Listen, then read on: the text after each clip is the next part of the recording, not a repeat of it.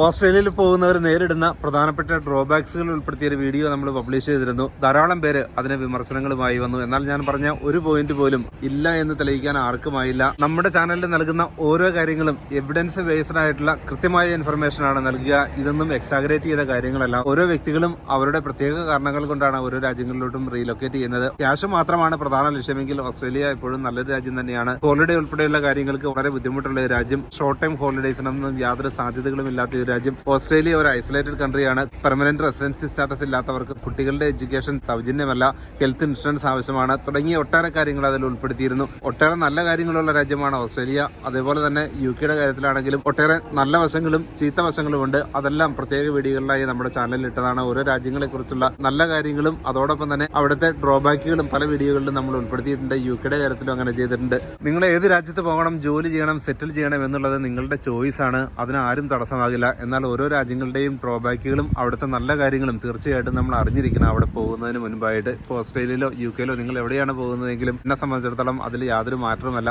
Information കൃത്യമായി നൽകുക മാത്രമാണ് നമ്മുടെ ചാനലിലൂടെ നൽകുക. ഒരു രാജ്യത്ത് പോയി സെറ്റിൽ ചെയ്യുന്നതിന് മുൻപായി ആ രാജ്യത്തെക്കുറിച്ച് കൃത്യമായി റിസർച്ച് ചെയ്യുക. അവിടെ എന്തൊക്കെ സൗകര്യങ്ങളുണ്ട്, എന്തൊക്കെ ഡ്രോബാക്കുകളുണ്ട്, ഇതെല്ലാം അറിഞ്ഞതിന് ശേഷം മാത്രം ഒരു രാജ്യത്ത് പോയി സെറ്റിൽ ചെയ്യുകയാണ് ഏറ്റവും നല്ലത്. UK കൂടുതൽ പേര് വരാനുള്ള പ്രധാന കാരണം UK റിക്രൂട്ട്മെന്റുകളെല്ലാം കംപ്ലീറ്റ്ലി ഫ്രീ ആണ്. ഓസ്ട്രേലിയയിലോട്ടുള്ള രജിസ്ട്രേഷൻ ഉൾപ്പെടെയുള്ള കാര്യങ്ങൾ സൗജന്യമല്ലാത്തതുകൊണ്ട് തന്നെ ലക്ഷക്കണക്കിന് രൂപ ചെലവ് വരുന്ന ഒരു പ്രോസസ്സാണ് ഓസ്ട്രേലിയയിലോട്ട് പോവുക എന്നുള്ളത്. എന്നാൽ UK പ്രോസസ്സും ചിലവുള്ളതാണ്. നഴ്സുമാരുടെ കാര്യത്തിലാണെങ്കിൽ വിദേശ റിക്രൂട്ട്മെന്റിന് വേണ്ടി ഓരോ നഴ്സിനും ചെലവാക്കുന്നത് 12 ലക്ഷത്തിലധികം രൂപയാണ്. അത് ഗവൺമെന്റ് നൽകുന്നുള്ളത് കൊണ്ട് തന്നെ കാൻഡിഡേറ്റ്സിന് ഇത് ഫ്രീ ആയി തോന്നുന്നു എന്ന് മാത്രമേ ഉള്ളൂ. ഓസ്ട്രേലിയയിലാണെങ്കിൽ ഈ ക്യാഷ് നമ്മൾ ചെലവാക്കേണ്ടി വരും. ഈ ഒരു ഫ്രീ ഓപ്ഷൻ ഉള്ളതുകൊണ്ട് തന്നെയാണ് ധാരാളം പേര് UK വന്നതും ഇപ്പോൾ UK നഴ്സിംഗ് റിക്രൂട്ട്മെന്റുകൾ നിർത്തിവെച്ച സാഹചര്യത്തിലാണ് അതിന്റെ വാല്യൂ പലരും മനസ്സിലാക്കുകയും ചെയ്തത്. മറ്റു രാജ്യങ്ങളിലോട്ട് പോകുന്നതിന് ലക്ഷക്കണക്കിന് രൂപ ആവശ്യമായ ഒരു സാഹചര്യമാണ് ഇപ്പോൾ നിലനിൽക്കുന്നത്. ഓസ്ട്രേലിയ ഉൾപ്പെടെയുള്ള രാജ്യങ്ങളിലോട്ട് UK വീണ്ടും റിക്രൂട്ട്മെന്റ് റീസ്റ്റാർട്ട് ചെയ്യുകയാണെങ്കിൽ നഴ്സുമാർ ഉൾപ്പെടെയുള്ളവർക്ക് UK വരാൻ പറ്റുന്ന സാഹചര്യം തന്നെയായിരിക്കും ഉണ്ടാവുക. ഇന്ന് നമ്മുടെ ഒപ്പം ഉള്ളത് മാത്യു ചേട്ടനാണ്. ഞാൻ മുമ്പൊരു വീഡിയോ ചെയ്ത് ആവശ്യത്തിന് എന്നെ പൊങ്കാലിട്ടതാണ്. പക്ഷേ അതിനകത്ത് പിന്നീട് അവർ തിരിച്ചറിഞ്ഞിട്ടുണ്ട്. അതിൽ പലരും എന്നെ വിളിച്ചിട്ടുമുണ്ട്. ചേട്ടൻ അന്ന് പറഞ്ഞപ്പം ഞങ്ങൾക്ക് ഭയങ്കര ഒരു ഇറിറ്റേഷനായിട്ട് തോന്നി. പക്ഷേ ഇപ്പം ഞങ്ങൾക്ക് മനസ്സിലായിട്ടുണ്ട് അതിൽ കുറച്ച് കാര്യങ്ങൾ എന്നൊക്കെ പറഞ്ഞ് എന്നെ വിളിച്ചിട്ടുള്ള ആളുകളുണ്ട്. ഞാൻ ചെയ്യുന്ന വീഡിയോയിൽ ആരെയും വേദനിപ്പിക്കാനോ അല്ലെ ഹർട്ട് ചെയ്യാനൊന്നും പറയുന്നില്ല. അതിൽ ചില ആളുകൾ വിചാരിക്കും, ഈ ചേട്ടൻ ഇവിടെ പറഞ്ഞ് ബിസിനസ്സൊന്നും ഇല്ലാത്തതുകൊണ്ട് ചിലപ്പം ഇവിടെ നിന്നുള്ള ആളുകളൊക്കെ അങ്ങോട്ട് പോകുന്നതുകൊണ്ടാണ് അവരെ സ്റ്റോപ്പ് ചെയ്യുക. അതൊന്നും ഒരിക്കലും പറ്റുന്ന കാര്യങ്ങളല്ലല്ലോ. ആളുകളുടെ സ്വാതന്ത്ര്യമാണ്. ഏത് രാജ്യത്ത് പോയി ജീവിക്കണം, എവിടെ പോയി സെറ്റിലാണെന്നുള്ളതൊക്കെ അവരവരുടെ താല്പര്യങ്ങൾ തന്നെയാണ്. അത് 100% നമുക്ക് അക്സെപ്റ്റ് ചെയ്യേണ്ടത് തന്നെയാണ്. ആയിക്കോട്ടെ. പക്ഷേ നമ്മളെപ്പോഴും ഒരു രാജ്യത്ത് വന്ന് ആ രാജ്യത്ത് വന്ന് അവിടെ കുറച്ച് കാലം നിന്നാലേ നമുക്ക് അവിടുത്തെ കാര്യങ്ങൾ മനസ്സിലാക്കാൻ പറ്റുള്ളൂ. സ്വന്തം നാട്ടിൽ തന്നെയാണെങ്കിൽ ഒരു സ്ഥലത്ത് മറ്റു സ്ഥലത്ത് നമ്മൾ ഒന്ന് മാറി താമസിച്ച് കഴിഞ്ഞാൽ കുറച്ച് സമയം പിടിക്കല്ലേ ഒന്ന് സെറ്റിലായി വരാൻ. UK ഒരു എഡ്യൂക്കേഷൻ ആഗ്രഹിക്കാത്ത ആരാ ഉള്ളത്? അമേരിക്കയിലുള്ള ആളുകൾ പോലും കേംബ്രിഡ്ജ്, ഓക്സ്ഫോർഡ് യൂണിവേഴ്സിറ്റിയിൽ പഠിക്കണമെന്ന് ആഗ്രഹിക്കുന്ന ആളുകളാണ്. എന്താ അവിടെ യൂണിവേഴ്സിറ്റികളില്ലാത്തതുകൊണ്ടാണോ? അതിൻ്റെ ഒരു റെപ്യൂട്ടേഷൻ എന്ന് പറയുന്നത് നമുക്ക് മറക്കാൻ കഴിയുമോ? നമുക്ക് ഒഴിവാക്കാൻ കഴിയുമോ? ലോക ജനതയ്ക്ക് എന്നെങ്കിലും UK യുണൈറ്റഡ് കിങ്ഡത്തിലുള്ള ഒരു യൂണിവേഴ്സിറ്റിയിൽ പഠിക്കാൻ ആഗ്രഹമില്ല എന്ന് പറയുന്ന ആരെങ്കിലും ഉണ്ടോ? നമ്മുടെയൊക്കെ മക്കൾക്ക് കിട്ടിയ ഏറ്റവും വലിയ ഭാഗ്യമല്ലേ ഇത്? നമ്മുടെ നാട്ടിൽ നമ്മൾ ജീവിക്കുമ്പോൾ നമുക്ക് ചിലപ്പോൾ സാധിക്കാൻ പറ്റാത്ത കാര്യങ്ങളല്ലേ നമ്മുടെ മക്കൾ ഇവിടെ ഇഷ്ടമുള്ള തരത്തിലായി തീരാനുള്ള ഓപ്പർച്യൂണിറ്റി കൊടുക്കുന്നു. അങ്ങനെയുള്ള രാജ്യത്തു നിന്ന് നമ്മൾ പെട്ടെന്ന് മറ്റൊരു രാജ്യത്തേക്ക് ഓടിപ്പോകുമ്പോൾ നമ്മൾ അതിനെപ്പറ്റി കുറച്ചും കൂടെ ചിന്തിക്കുന്നത് നല്ലതാണ്. ഓസ്ട്രേലിയ എന്ന് പറയുന്ന ഒരു രാജ്യത്തെ ഒറ്റപ്പെടുത്തി അങ്ങനെ പറഞ്ഞതല്ല. അങ്ങനെ ചിന്തിക്കേണ്ട. ഇപ്പോൾ അവിടുന്ന് തന്നെ എത്രയോ പേര് വിളിച്ച് പറയുന്നുണ്ട്, ചേട്ടാ 50 കിലോമീറ്റർ വണ്ടി ഓടിച്ചിട്ടാണ് ഞാൻ എൻ്റെ കൊച്ചിനെ സ്കൂളിൽ കൊണ്ടുവിടുന്നത്. കാരണം ഞാൻ ആ ചെന്ന സ്ഥലം അങ്ങനത്തെ സ്ഥലമാണ്. ഇപ്പോൾ ഓസ്ട്രേലിയയിൽ എല്ലാ സ്ഥലവും ഒരുപോലെ ആയിരിക്കണമെന്നില്ല. ഓസ്ട്രേലിയയിൽ ചില സ്ഥലങ്ങൾ നല്ല സ്ഥലങ്ങളുണ്ടെന്നേ. എല്ലാ സ്ഥലവും ഒരുപോലെ ആയിരിക്കുമല്ലോ. ഓസ്ട്രേലിയയിൽ നിന്നല്ല, ഈ ലോകത്തെവിടെയായാലും എല്ലാ സ്ഥലത്തും, കേരളത്തിലില്ലേ നല്ലതും മോശമായിട്ടുള്ള സ്ഥലങ്ങൾ ധാരാളം ഉണ്ടല്ലോ. ഒന്നാമത്തെ കാര്യം എന്ന് പറയുന്നത് വലിയ ഒരു രാജ്യമാണ്. വീതി വിസ്തീർണം കൊണ്ട് എത്ര വലിയ രാജ്യമാണ്, ഒരു കോണ്ടിനെൻറ്റ് അല്ലേ. ആ ഒരു രാജ്യത്തിനകത്ത് ജനസംഖ്യ എത്രയുണ്ട്? അവിടെ എത്ര ടൗണുകളുണ്ട്? അവിടെ മനുഷ്യ ആവാസ കേന്ദ്രം എന്ന് പറയാൻ എത്ര സ്ഥലങ്ങളുണ്ട്? നമ്മൾ അതിനെപ്പറ്റിയൊക്കെ ഒന്ന് പഠിക്കുക. ഏതൊരു രാജ്യത്തിനും ആ രാജ്യത്തിലെ പൗരന്മാരുടെ ജീവനും സ്വത്തിനും പൂർണ്ണമായ സെക്യൂരിറ്റി കൊടുക്കണം. അതിൻ്റെ ഭാഗമായിട്ടതാ ഒരു മനുഷ്യവാസവും ഇല്ല. അതായത് 100 കിലോമീറ്റർ കഴിഞ്ഞാലാണ് ചിലപ്പോൾ അടുത്ത ടൗൺ ഉള്ളത്. അങ്ങനെയുള്ള സ്ഥലങ്ങൾ ആസ്ട്രേലിയയിൽ എത്രയോ സ്ഥലങ്ങളുണ്ട്. അങ്ങനെയുള്ള സ്ഥലങ്ങളിലുള്ള ഹോമുകളില്ല. അവിടെ എല്ലാം ഇതുപോലുള്ള റെസിഡൻഷ്യൽ ഹോമുകളുണ്ട്. അവിടേക്കൊക്കെ ഒരുപാട് ആളുകളെ ആവശ്യപ്പെടുന്നുണ്ട്, ഒരുപാട് ആളുകളെ എടുക്കുന്നുണ്ട്. നിങ്ങൾക്ക് വീട് മേടിച്ച് തരാം, വീട് വെച്ച് തരാം, നിങ്ങൾക്ക് റെൻറ്റ് തരാം, 1 വർഷത്തെ റെൻറ്റ് തരാം എന്നൊക്കെ പറയുമ്പോൾ ഇവിടെ 1500-2000 പൗണ്ട് റെൻറ്റ് കൊടുത്തുകൊണ്ടിരിക്കുന്ന ആളുകൾ സ്വാഭാവികമായിട്ട് ചിന്തിച്ചു പോകും, അയ്യോ ഞാൻ എന്തിനാണ് ഇവിടെ ഇത്ര റെൻറ്റ് കൊടുത്ത് താമസിക്കുന്നത് എന്ന് പറഞ്ഞുകൊണ്ട് ഇവിടുന്ന് പെട്ടെന്ന് അങ്ങോട്ട് ചെന്ന് കഴിയുമ്പോഴാണ് നമ്മൾ അതിൻ്റെ റിയാലിറ്റി മനസ്സിലാക്കുന്നത്. അങ്ങനെ ചെല്ലുന്ന സമയത്ത് 6 ദിവസം 5 ദിവസം ജോലി ചെയ്യുന്നൊരു ഭാര്യയ്ക്ക് ഈ 15 വയസ്സിന് താഴെയുള്ള മക്കളുള്ള പേരൻസ് ആണെങ്കിൽ ഓപ്പോസിറ്റ് ഷിഫ്റ്റല്ലേ ചെയ്യാൻ പറ്റുള്ളൂ. ആ പിള്ളേരെ വീട്ടിലാക്കിയിട്ട് മറ്റേ ആൾക്ക് ജോലിക്ക് പോകാൻ പറ്റുമോ? അപ്പോൾ ഒരാളുടെ ശമ്പളം എവിടെയാണ്? ഒരാളുടെ ശമ്പളമല്ലേ ഉള്ളൂ. ആ ഒരാൾക്ക് കിട്ടുന്ന ശമ്പളം 6 ദിവസം 5 ദിവസം ജോലി ചെയ്ത് കഴിഞ്ഞാൽ കൂടുതൽ ശമ്പളം കിട്ടുന്നതുകൊണ്ട് എന്ത് പ്രാധാന്യമുള്ളത്? ഇവിടെ 3 ദിവസം ഭാര്യയ്ക്കും 3 ദിവസം ഭർത്താവിനും കഴിഞ്ഞ് 1 ദിവസം 2 പേർക്ക് ഒരുമിച്ചിരിക്കാം. ആ സ്ഥാനത്ത് ഡബിൾ ഇൻകമാണ് കിട്ടുന്നത്. ആ ഡബിൾ ഇൻകം ഒറ്റ ഇൻകത്തിലേക്ക് കുറഞ്ഞിട്ട് ഒരാളുടെ സാലറി നോക്കുമ്പോൾ ഒരു ഫിഗർ കാണും. പക്ഷേ അതിനകത്ത് മറ്റേ ആളുടെ സാലറി എവിടെ പോയി? ആ മറ്റേ ആൾക്ക് ഇതേപോലെ ജോലി ചെയ്യാൻ പറ്റുമോ? ഇവിടെ പിള്ളേരുടെ എഡ്യൂക്കേഷൻ മാത്രമാണോ അവർക്കുള്ള ബെനഫിറ്റുകൾ ഇല്ലേ?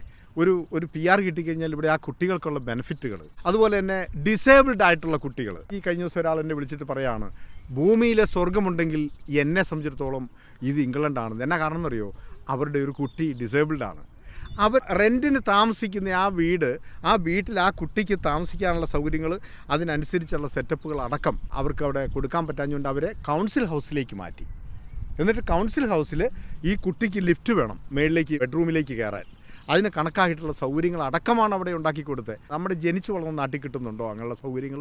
അങ്ങനെ എത്ര ബെനിഫിറ്റുകളാണ് കിട്ടുന്നത്. എഡ്യൂക്കേഷൻ മാത്രമാണോ? ഫ്രീ ട്രീറ്റ്മെൻറ്റ് അടക്കം. ഒരു ചെക്കപ്പിന് നമ്മളൊരു പ്രൈവറ്റിൽ പോയാൽ എത്ര പൈസയാവും? ആ സ്ഥാനത്ത് ഇവിടെ എത്രയോ ടെസ്റ്റുകളും കാര്യങ്ങളും, ഇൻവെസ്റ്റിഗേഷൻസ്, മെഡിക്കൽ ഇൻവെസ്റ്റിഗേഷൻസ്, ഇതിനെല്ലാം 10 പൈസ മേടിക്കുന്നുണ്ടോ? ഞാൻ നിൽക്കുന്ന നാടിനെ ഞാൻ പുകഴ്ത്തി പറയല്ല, പക്ഷേ ഇകഴ്ത്തി പറയാനുള്ള പോയിന്റുകൾ എൻ്റെ മുമ്പിൽ കൊണ്ടുതരൂ. മറ്റൊരു രാജ്യത്ത് ഞാൻ ഇൻഷുറൻസ് എടുത്തിട്ട് ആ ഇൻഷുറൻസിൻ്റെ പേയ്മെൻറ്റ് മാസം ഞാൻ അടച്ചാലാണല്ലോ എനിക്ക് ഈ പറഞ്ഞതൊക്കെ കിട്ടുന്നതെങ്കിൽ, ഞാൻ അതൊന്നുമില്ലാതെ എനിക്ക് ഇവിടെ നിന്ന് എൻ്റെ ടാക്സ് കൊടുക്കുന്നുണ്ട്. ഇവിടെ എല്ലാ പൗരനും കൊടുക്കുന്നുണ്ട്. ഏത് രാജ്യത്താണ് ടാക്സ് ഇല്ലാത്ത? ടാക്സ് ഫ്രീ ആയിട്ടുള്ളൊരു രാജ്യം ഈ പറഞ്ഞ രാജ്യങ്ങളിൽ എവിടെയെങ്കിലും ടാക്സ് ഇല്ലാതെയാണോ നമുക്ക് കിട്ടുന്നത്? അല്ലല്ലോ. അപ്പോൾ ഗൾഫിൽ ടാക്സ് പോലും കൊടുക്കേണ്ടാത്ത സ്ഥലങ്ങൾ എത്രയോ ഉണ്ട് ഇല്ലേ? എന്നിട്ട് എന്തുകൊണ്ടാണ് ഗൾഫിൽ നിന്നൊക്കെ ആളുകൾ ഇങ്ങോട്ട് വരാൻ കാരണം? അവിടെ പൈസ കിട്ടാഞ്ഞിട്ടാ?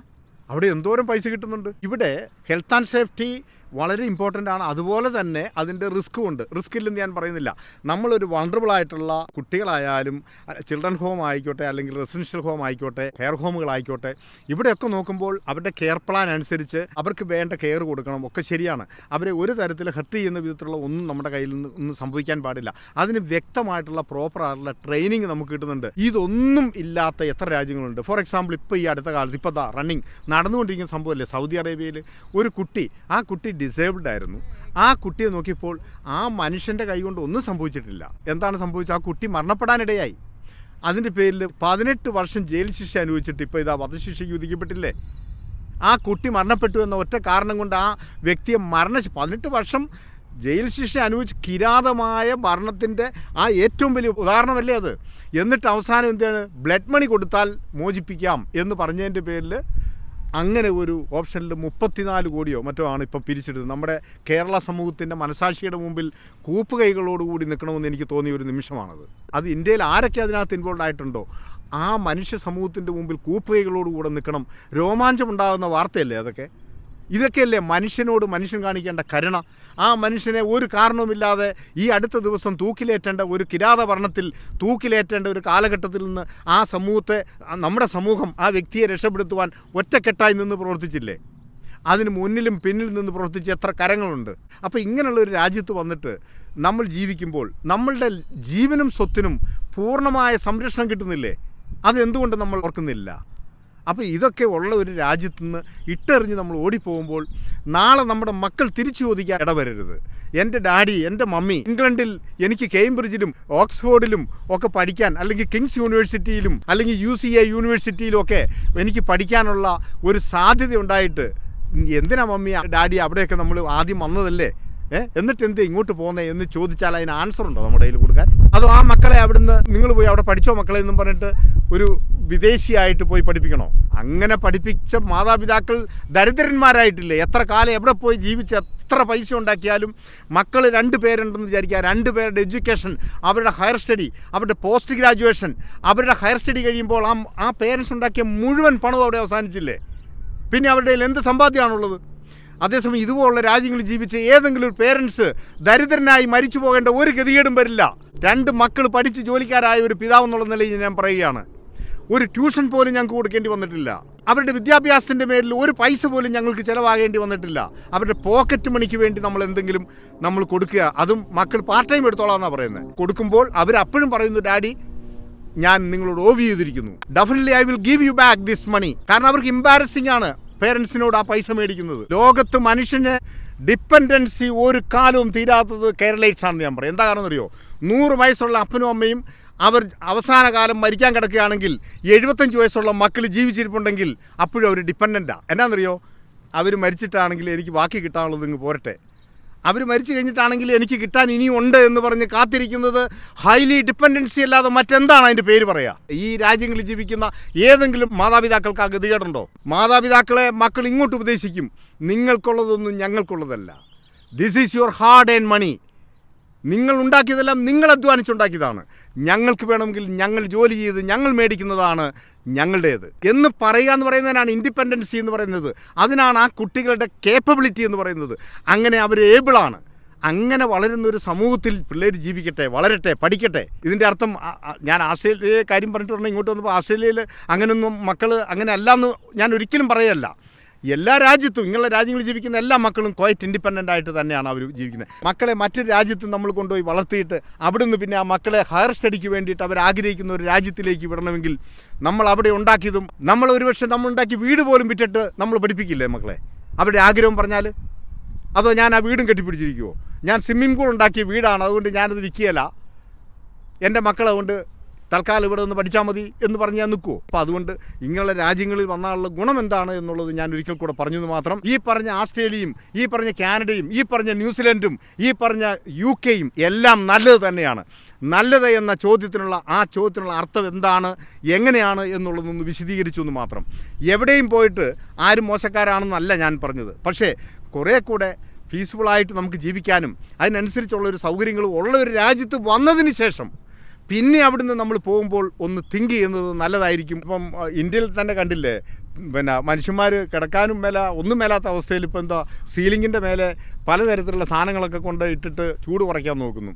അങ്ങനെയുള്ള രാജ്യത്ത് നിന്ന് നമ്മൾ വേറൊരു ചൂടുള്ള രാജ്യത്തിലേക്ക് നമ്മൾ ചെല്ലുമ്പോൾ അവിടെ ഇതിനേക്കാൾ വലിയ പ്രശ്നങ്ങൾ നമ്മൾ നേരിടേണ്ടത്. എന്തായിരുന്നാലും AC-യിൽ എപ്പോഴും ഇരിക്കാൻ പറ്റുമോ? ജോലിക്ക് പുറത്തേക്ക് ഇറങ്ങണ്ടേ? അപ്പോൾ ഈ ചൂട്, കാറ്റ്, ഇതൊക്കെ നമ്മൾ സഹിക്കണം. പിന്നെ മറ്റേ പാമ്പിൻ്റെ കാര്യമൊന്നും ഞാനൊന്നും പറയുന്നില്ല. കാരണം ഒരു പ്രാവശ്യം ഞാൻ പാമ്പിൻ്റെ കാര്യം പറഞ്ഞതിന് ആളുകൾ പൊങ്കാല ഇട്ടതാണ്. ഇനി ഞാൻ പാമ്പേന്ന് ഞാൻ വിട്ടു. പക്ഷേ എനിക്ക് ഒറ്റ കാര്യം മാത്രമേ പറയാനുള്ളൂ, പാമ്പിനെ എനിക്ക് പേടിയാണ് കേട്ടോ. അതുകൊണ്ട് നിങ്ങൾക്ക് പേടിയില്ലാത്തതുകൊണ്ട് നിങ്ങൾക്ക് അതിനകത്ത് അറിയേണ്ട കാര്യമൊന്നുമില്ല. കാരണം ഈയിടെ ഒരു യൂട്യൂബർ അവിടുന്ന് വർത്തമാനം പറഞ്ഞ് പറമ്പിൽ നിൽക്കുമ്പോൾ ദേ പാമ്പ് പോകുന്നു. ഞാൻ അന്നേരം ഓർത്ത്, ദൈവമേ ഇത്രയും വർത്തമാനം പറഞ്ഞുകൊണ്ടിരുന്നപ്പോൾ ഒരു പാമ്പ് ദേ പോകുന്നു എന്ന് പറഞ്ഞപ്പം, അപ്പം പാമ്പിനെ പേടിക്കേണ്ട കാര്യമുണ്ടോ? എനിക്കറിയത്തില്ല. നമ്മുടെ നാട്ടിൽ ഇഷ്ടംപോലെ പാമ്പുണ്ടല്ലോ, അതുകൊണ്ടായിരിക്കില്ല ആളുകൾക്ക് അങ്ങോട്ട് പോകുന്നത്. പിന്നെ വേറൊരു കാര്യമുണ്ട്, ഇങ്ങനെയുള്ള രാജ്യങ്ങളിൽ ചെറുപ്പത്തിലേ തന്നെ നിങ്ങൾ പിള്ളേരെ കൊണ്ട് പോകണം. അങ്ങനെയാണെങ്കിൽ, കാരണം ഒന്നെങ്കിൽ പിള്ളേർ അവിടെ ചെന്നുണ്ടാകുന്നതാണ് നല്ലത്. ഇങ്ങനെയുള്ള രാജ്യങ്ങളിലൊക്കെ നമ്മൾ അല്ലെങ്കിൽ ഇന്ത്യയിൽ നിന്ന് നേരിട്ട് അങ്ങോട്ട് പോകണം.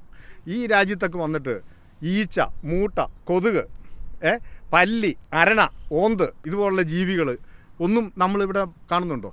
ഇവിടെ ഏതെങ്കിലും പിള്ളേരെ ഈ കൊതുക് കടിക്കുന്നുണ്ടോ? നമ്മളെ കടിക്കുന്നുണ്ടോ?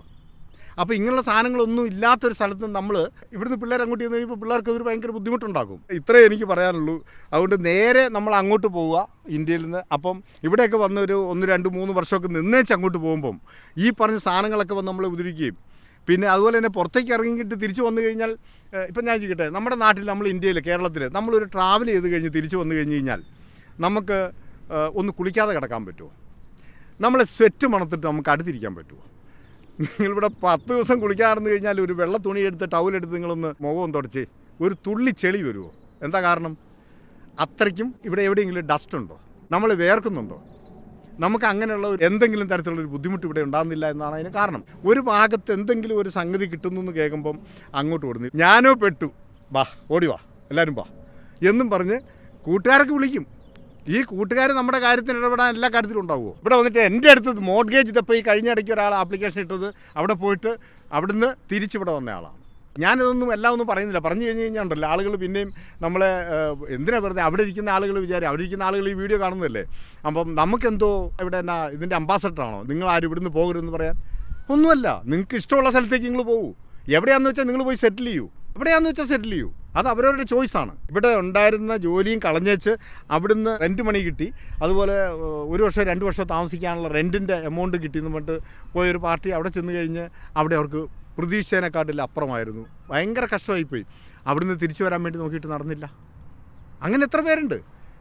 ഇപ്പോൾ ഞാൻ പറയുന്നത് ഇതെല്ലാം കൃത്യമായിട്ടും ബോധ്യപ്പെട്ടതിന് ശേഷം ഒരു തീരുമാനം എടുക്കുക. ഫസ്റ്റിലെ ഒരു 2 ആഴ്ചത്തെ വിസിറ്റിന് പോവുക. ഞാൻ പറയുന്നത് നിങ്ങൾ ഈ ആസ്ട്രേലിയ അല്ല, ഈ ലോകത്തിൻ്റെ ഏത് ഭാഗത്തായാലും ഇന്നല്ലോ നമുക്ക് എവിടെ വേണമെങ്കിലും പോകാമല്ലോ. ഒരു 2 ആഴ്ചത്തെ ഒരു വിസിറ്റിങ്ങിനെങ്കിലും പോകും. ഈ പറഞ്ഞ സ്ഥലം ഏതായാലും ജീവിതകാലം മുഴുവൻ ജീവിക്കാൻ പോകുമല്ലേ, ഒരു 2 ആഴ്ചത്തെ ഒരു വിസിറ്റിങ്ങിന് പോകും. എന്നിട്ട് അവിടെ പോയി താമസിച്ച് അവിടുത്തെ എൻവയോൺമെൻറ്റ്, അവിടുത്തെ വെതറും അവിടുത്തെ കാര്യങ്ങളും എല്ലാം ഒന്ന് പഠിക്കൂ. അവിടുത്തെ സിസ്റ്റങ്ങൾ മുഴുവനും, ബാക്കിയെല്ലാം നമുക്ക് ഇവിടുന്ന് ഓൺലൈനിൽ പഠിക്കാം. ഈ വെതർ എങ്ങനെയാണ് പഠിക്കുന്നത്, അതെങ്ങനെ ഫീൽ ചെയ്യുന്നത്, ചൂടൊക്കെ എങ്ങനെ ഫീൽ ചെയ്യുന്നത്, ബാക്കിയെല്ലാം ഗൂഗിളിൽ കുത്തിയാൽ നമുക്ക് ഗൂഗിൾ മാതാവ് കാണിച്ചു തരും. ഈ ചൂടിൻ്റെ ഇതെങ്ങനെ, എൻ്റെ ഈ ചൂട്, എൻ്റെ ഈ തലയിലോട്ട് ചൂടടിച്ചാൽ എങ്ങനെ ഇരിക്കുന്നത് കാണാൻ വല്ല വഴിയുണ്ടോ? ഇല്ലല്ലോ. അതൊക്കെ ഒന്ന് പോയി കൊള്ളു. എന്തായാലും ഞാൻ പോകുന്നില്ല. ഞാൻ പറഞ്ഞാൽ എൻ്റെ അടുത്ത് നിൽക്കുന്ന നിങ്ങളാരെങ്കിലും അവിടെ വന്നിട്ടുണ്ടെങ്കിൽ നിങ്ങൾ പൊള്ളും, എനിക്ക് പൊള്ളിയല്ല. കാരണം ഇതിൻ്റെ റിഫ്ലക്ഷൻ നിങ്ങൾക്കല്ലേ കിട്ടുക. അതുകൊണ്ട് അതുകൊണ്ട് എനിക്ക് പറയാനുള്ളത്, സന്തോഷം, നിങ്ങൾ പോകുന്നവരൊക്കെ പോവുക. എന്തായാലും ഞങ്ങൾ ഇവിടെ തന്നെ ഉണ്ടാവും. നിങ്ങൾ കുറേ പേരെങ്കിൽ ചെന്നിട്ട് വേണം ഒന്ന് ടൂറിന് ഞങ്ങൾക്ക് ഇങ്ങ് വരാൻ. എന്തായാലും വരുവാണെങ്കിൽ ഞാൻ സത്യനെയും കൂട്ടിക്കൊണ്ട് വരാം. അപ്പം നിങ്ങൾക്ക് ഞങ്ങളെ പിടിക്കാമല്ലോ അവിടെ വെച്ച്, കേട്ടോ. നോക്കിയിരുന്നു, ഞങ്ങൾ വരുന്നതിന് മുമ്പ് തന്നെ പറയാം. അപ്പം നിങ്ങൾ ഞങ്ങളെ ഉപദ്രവിക്കുകയല്ലെങ്കിൽ ഞങ്ങൾ വരാം, കേട്ടോ. നിങ്ങളൊരു വെൽക്കം ചെയ്യുമെന്ന് ഞങ്ങൾ വിചാരിക്കുന്നു. എന്നിട്ട് നമുക്ക് നിങ്ങളും നമ്മളും എല്ലാം കൂടെ കൂടിയിട്ടൊരു വീഡിയോ എടുക്കാം. Okay, thank you. നിങ്ങളുടെ അഭിപ്രായങ്ങൾ താഴെ കമൻറ്റ് ചെയ്യുക. മറ്റൊരു പുതിയ ഇൻഫർമേറ്റീവ് വീഡിയോയുമായി താമസിയാതെ തന്നെ വീണ്ടും കാണാം.